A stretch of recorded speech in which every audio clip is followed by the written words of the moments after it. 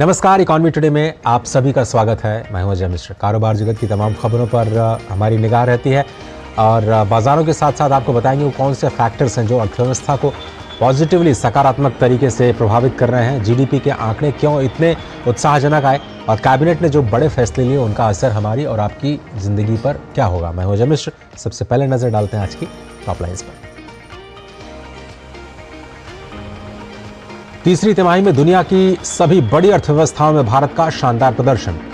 8.4% की दर से बढ़ी देशीय अर्थव्यवस्था। इस साल 7.6% की जीडीपी ग्रोथ का अनुमान। पीएम मोदी ने कहा यह भारतीय अर्थव्यवस्था की क्षमता और ताकत। पीएम मोदी ने बिल गेट्स के साथ की मुलाकात। आर्टिफिशियल इंटेलिजेंस, एग्रीकल्चर और क्लाइमेट चेंज से जुड़े मुद्दों पर हुई चर्चा। बिल गेट्स ने भारत की विकास दर पर जताया भरोसा। कैबिनेट ने 75,000 करोड़ रुपए की सूर्य घर योजना को दी मंजूरी। सेमीकंडक्टर सेक्टर के लिए भी बड़ा ऐलान। 3 नए सेमीकंडक्टर प्लांट्स पर 1,26,000 करोड़ रुपए के निवेश का अनुमान। और सप्ताह के आखिरी कारोबारी दिन आज बढ़त के साथ खुले भारतीय शेयर बाजार। कल कारोबार के आखिर में हरे निशान के साथ बंद हुए थे सेंसेक्स और निफ्टी। ये कुछ बड़ी खबरें हैं जिन पर आज हमारी निगाह रहेगी और आज हमारा फोकस होगा सेमीकंडक्टर सेक्टर और कैसे इस सेक्टर में लगातार तेजी आ रही है। लेकिन सबसे पहले बात जीडीपी के आंकड़ों की। पूरी दुनिया की अर्थव्यवस्था इस वक्त जब मंदी की आहट से परेशान है तो भारतीय अर्थव्यवस्था ने वो कर दिखाया जिसका कोई अनुमान भी नहीं लगा रहा था। मौजूदा वित्त वर्ष की तीसरी तिमाही में देश की जीडीपी 8.4% की दर से विकास की जो सबसे ज्यादा है। मैन्युफैक्चरिंग और निर्माण क्षेत्र में तेजी इन आंकड़ों की बड़ी वजह है। पीएम मोदी ने इन आंकड़ों के आने के बाद खुशी जाहिर की।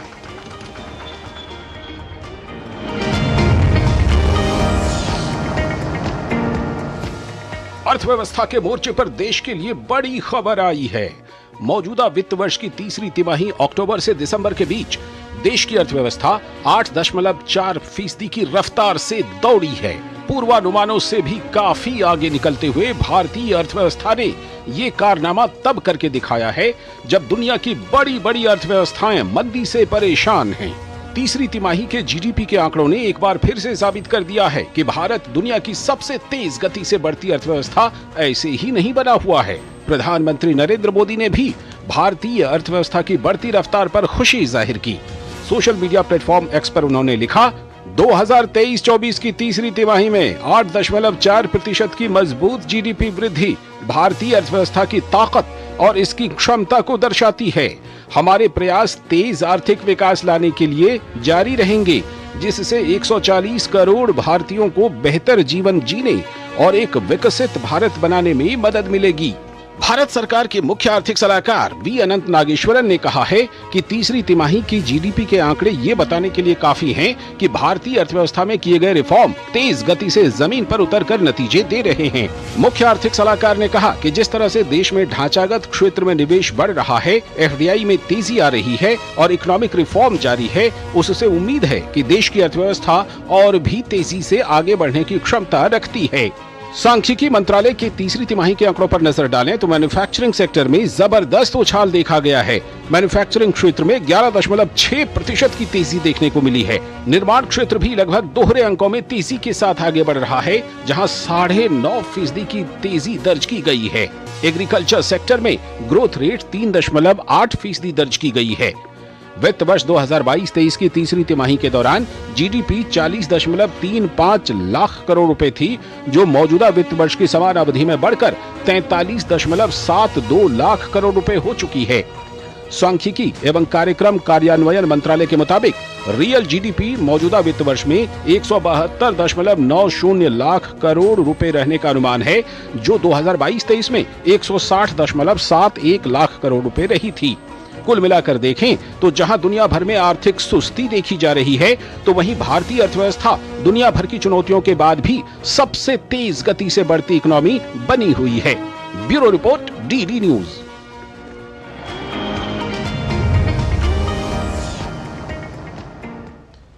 माइक्रोसॉफ्ट के सह संस्थापक बिल गेट्स ने भारत की बढ़ती अर्थव्यवस्था की तारीफ की। एक इंटरव्यू में बिल गेट्स ने कहा, आज भारत की ताकत, आर्थिक विकास, नवाचार बेहद रोमांचक है। उनका कहना है कि लोकतंत्र एक जादुई व्यवस्था है जब ये अच्छे ढंग से काम करती है। The strength of India today, which in terms of economic growth and innovation, is very exciting. That's why companies like Microsoft has 25,000 people here that do absolutely amazing work. That developed over 25 years, and so a foundation was laid of educating people, and now that's paying off.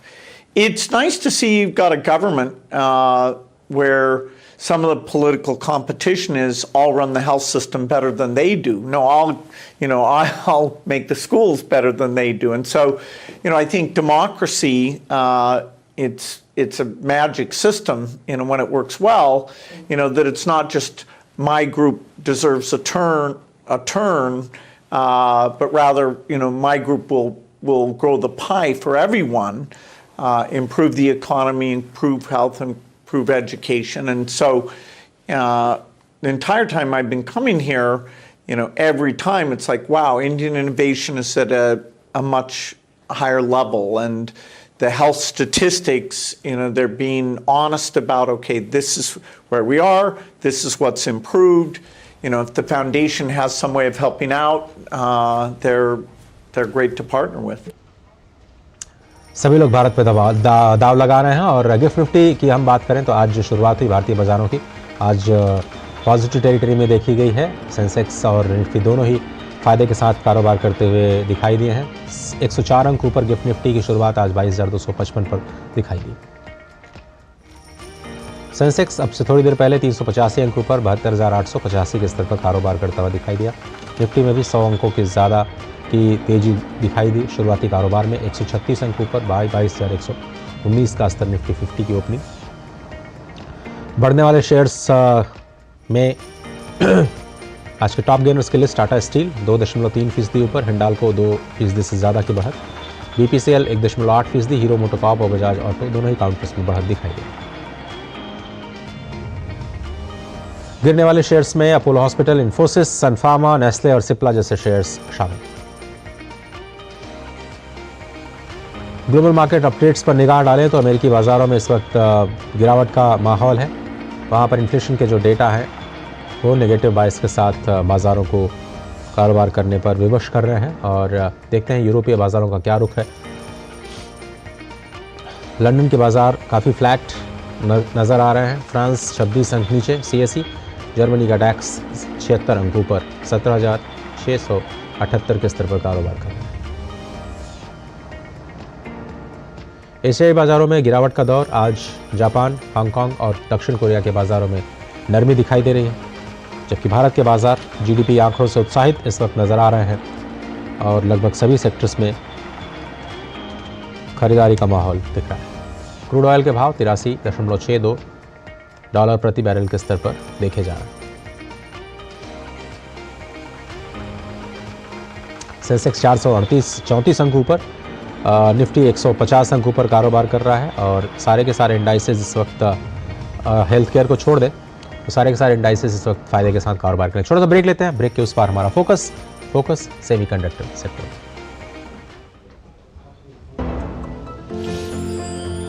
साल, बरस और सदी नहीं, एक युग गुजर जाएगा। उम्र न पूछो वंडर की, जब फर्क नजर आएगा। वंडर सीमेंट, फर्क नजर आएगा। मौसम को अपने पैशन के बीच जो नहीं आने देते, मैं उनका फैन। मेरी तरह एसबीआई भी आपका फैन है, इसलिए एसबीआई आपके लिए थोड़ी एक्स्ट्रा मेहनत करता है।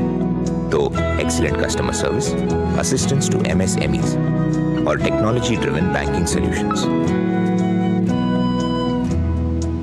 घर छोड़ दूं, एसबीआई बदल रहा है क्योंकि हम एक बदलते देश के फैन हैं। एसबीआई, देश का फैन। मार्केट में तो बहुत सारे टैक्स सेविंग इन्वेस्टमेंट्स हैं, लेकिन मेरी नजर में एनपीएस से बढ़िया और कुछ नहीं।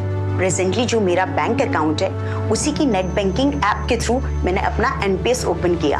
अब एनपीएस की ऐप के थ्रू मेरी इन्वेस्टमेंट कितनी है, कितने रिटर्न्स मिल रहे हैं, बहुत इजीली ट्रैक हो जाता है। अब तो इसमें सिस्टमैटिक लमसम विड्रॉल का ऑप्शन भी आ गया है, व्हिच इज ग्रेट। अपने बेहतर कल को सुनिश्चित करने के लिए एनपीएस जरूरी है।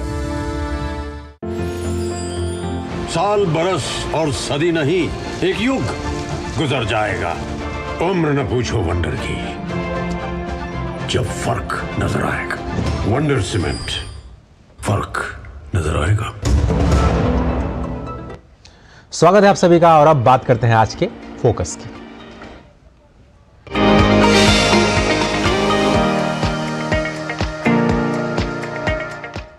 प्रधानमंत्री नरेंद्र मोदी की अध्यक्षता में कल हुई केंद्रीय कैबिनेट की बैठक में कई बड़े फैसले लिए गए।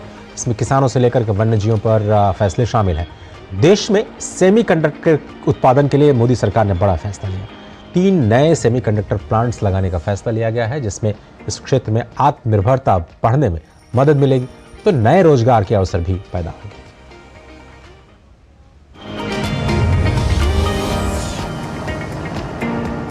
प्रधानमंत्री नरेंद्र मोदी की अध्यक्षता में गुरुवार को कैबिनेट की बैठक हुई, जिसमें एक अहम फैसले के तहत देश में सेमीकंडक्टर फैब स्थापित करने का निर्णय लिया गया। पहला वाणिज्यिक सेमीकंडक्टर फैब प्लांट गुजरात के धौलेरा में लगेगा। इलेक्ट्रॉनिक्स और सूचना प्रौद्योगिकी मंत्री अश्विनी वैष्णव ने बताया कि कैबिनेट ने सेमीकंडक्टर के मैन्युफैक्चरिंग के 3 प्रोजेक्ट के लिए फाइनेंशियल सपोर्ट करने का फैसला लिया है।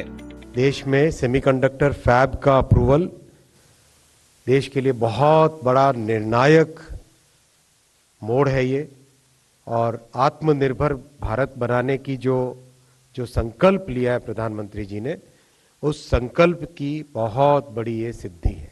इस सेमीकंडक्टर फैब में 50,000 वेफर स्टार्ट्स पर मंथ।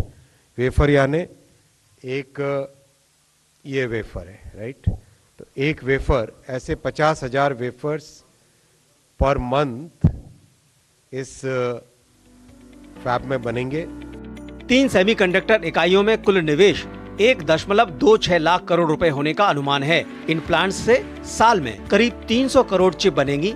तीनों इकाइयों का निर्माण अगले 100 दिनों के भीतर शुरू हो जाएगा। ये पीएम मोदी के आत्मनिर्भर भारत के संकल्प से संबंधित एक बड़ा निर्णय है। कैबिनेट के अन्य फैसलों में 12 महत्वपूर्ण खनिजों के संबंध में रॉयल्टी की दर तय करने के लिए खान और खनिज अधिनियम 1957 की दूसरी अनुसूची में संशोधन को भी मंजूरी दे दी गई। Rishi Kumar, DD news, Delhi.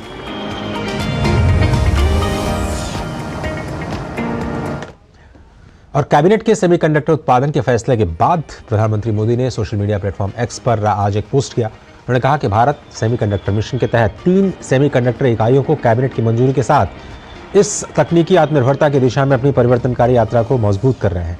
इससे यह भी सुनिश्चित होता है कि भारत सेमीकंडक्टर विनिर्माण के एक वैश्विक केंद्र के रूप में उभरेगा। श्री निवास राव, जो कि सीईओ हैं टी-हब फाउंडेशन हैदराबाद में, इस वक्त हमारे साथ जुड़ रहे हैं। श्रीनिवास जी, बहुत बहुत धन्यवाद वक्त निकालने के लिए। मुझे उम्मीद है मेरी आवाज़ आपको मिल रही है। और नमस्कार और धन्यवाद इस अपॉर्चुनिटी देने के लिए, आपसे बात करने के लिए। जी श्रीनिवास जी, अगर हम कैबिनेट के बड़े फैसले पर ध्यान दें तो ये इतना बड़ा इन्वेस्टमेंट 1.26 लाख करोड़ का हम देख रहे हैं, और अब ऐसा लग रहा है कि नॉर्थ ईस्ट को पहला सेमीकंडक्टर यूनिट और गुजरात में 2 नए सेमीकंडक्टर यूनिट्स अब जमीन पर आ जाएंगे। अभी तक तो केवल हम आंकड़ों में देख रहे थे, लेकिन कैबिनेट की मंजूरी एक बड़ा भरोसा देती है। ये तीनों प्लांट 100 दिन में काम शुरू होने वाला है और ये बहुत महत्वपूर्ण और स्ट्रेटेजिक इनिशिएटिव है। बेसिकली 2 चीजें हैं, एक तो इंडिया को आत्मनिर्भर बनाना और दूसरी चीज ऑल्टरनेट सप्लाई सोर्स। हम लोग जानते हैं कि दूसरे देशों में बन रहा है ये सेमीकंडक्टर चिप्स, ओसैट, ATMP वगैरह। जी। तो इसके लिए आपको ऑल्टरनेट इंडिया ऑल्टरनेट डेस्टिनेशन बनेगा, और हमारे जो क्रिटिकल सेक्टर्स है जैसे कि computing, electric vehicles, telecom, defence, laptops, power electronics वगैरह के लिए बहुत बड़ा स्टेप है ये। और इससे मतलब 2 भी, और अब ये भी सुनने में आया कि 8 नए प्रपोजल्स है गवर्नमेंट के सामने इन तीनों के अलावा, तो वो भी आगे बढ़ेंगे। तो ये बहुत very very important day for India. Srinivas ji, क्या इस सेक्टर के लिए जो एक स्किल्ड मैन पावर चाहिए, मान लीजिए अपॉर्चुनिटीज आ गई, इन्वेस्टमेंट आ गया, लेकिन यहाँ पर जो मैन्युफैक्चरिंग फैसिलिटी है, क्या हम केवल एक असेंबली प्लांट के तौर पे तो नहीं रह जाएंगे? वाकई जो मैन्युफैक्चरिंग एबिलिटी है, जो कि हम ताइवान और दूसरे बड़े इकोनॉमीज में देख रहे हैं, क्या वो हमारे पास है? क्या वहाँ पर तो हम लैक नहीं करेंगे? हाँ जी, तो पहले तो ये तो समझिए इंडिया में अभी तक तो चिप डिजाइन के बहुत सारे कंपनी हैं, बहुत सारे काम कर रहे हैं। बड़े बड़े कंपनियों के लिए उनके चिप तो यहीं पे डिजाइन होते हैं और यहाँ पे जो मैन्युफैक्चरिंग होगा तो चिप डिजाइन को लेके एक्चुअली मैन्युफैक्चरिंग होगा। तो बहुत सारा एक्चुअली R&D होगा, नॉट जस्ट असेंबली। और असेंबली के भी दूसरे आ रहे हैं, तो जैसे उन्होंने बताया कि ATMP का एक प्लांट आ रहा है, ATMP का हमारा भी एक स्टार्टअप है और OSAT में भी हो रहा है। ये actually highest level of evolution है, जो अभी फैब्रिकेशन बनेगी तो हाईएस्ट लेवल है। हाँ। तो यहाँ पे R&D होगा, जस्ट असेंबली नहीं होगा। आपने सही कहा। और R&D की अगर हम बात करें तो R&D पे भी एक बहुत बड़ा फोकस हमें बजट में भी दिखाई दिया। खासतौर पर सैमसंग देखें तो बेंगलुरु में केवल सेमीकंडक्टर R&D के लिए बड़ा इन्वेस्टमेंट करने जा रही है। ये R&D कितना इंपॉर्टेंट है?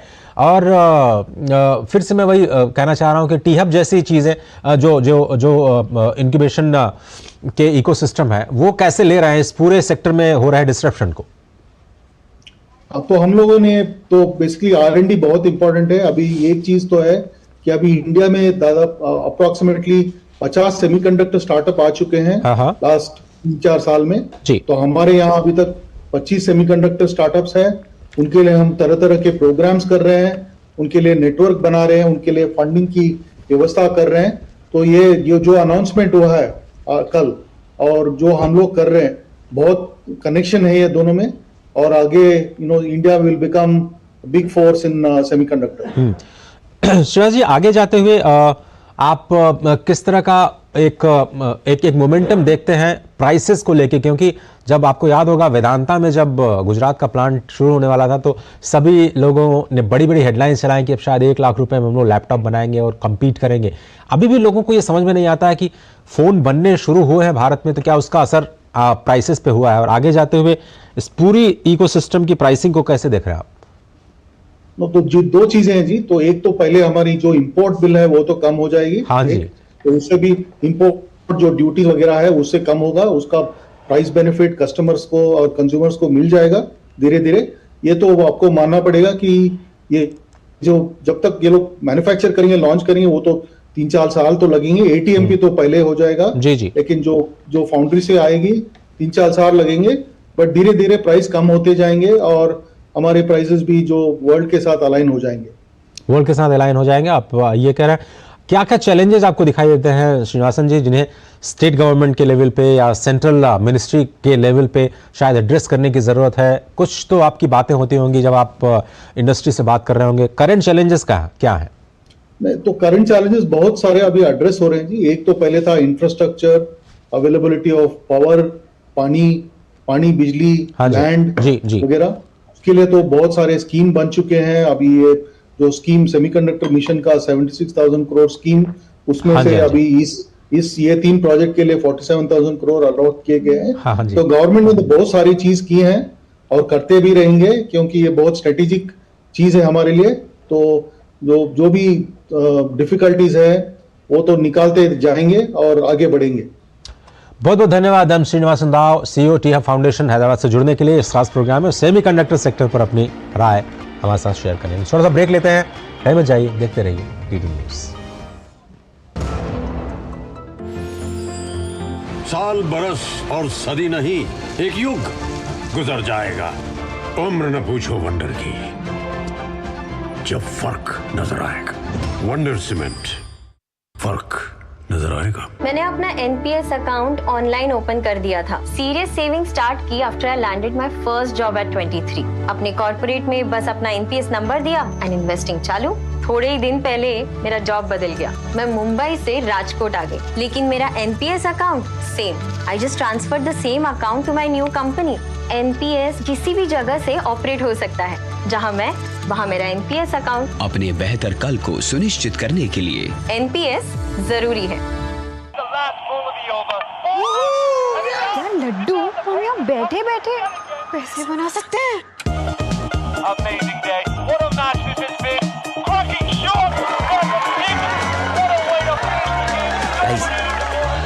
मैं तुम्हारे बिजनेस आइडिया का बड़ा फैन हूं।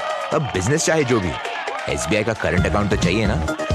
SBI करंट अकाउंट से सिंप्लीफाइड बिजनेस ट्रांजैक्शन और ग्रेट कस्टमर सर्विस। SBI, देश का फैन।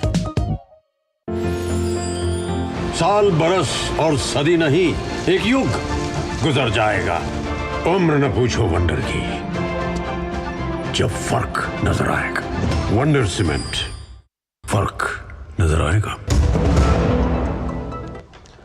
स्वागत है आप सभी का। आप देख रहे हैं इकोनॉमी टुडे। इलेक्ट्रॉनिक वाहन ट्रांसपोर्ट का भविष्य है। पेट्रोल के बढ़ते दाम और पेट्रोल वाहनों से हो रहे पर्यावरण प्रदूषण की वजह से इलेक्ट्रिक व्हीकल्स की लोकप्रियता लगातार बढ़ रही है। लेकिन ग्राहकों के मन में ईवीज को लेकर के कम रेंज और चार्जिंग जैसी समस्याएं, कई डर लगे रहते हैं। इन समस्याओं का समाधान एक भारत में एक नई स्टार्टअप में ढूंढा है।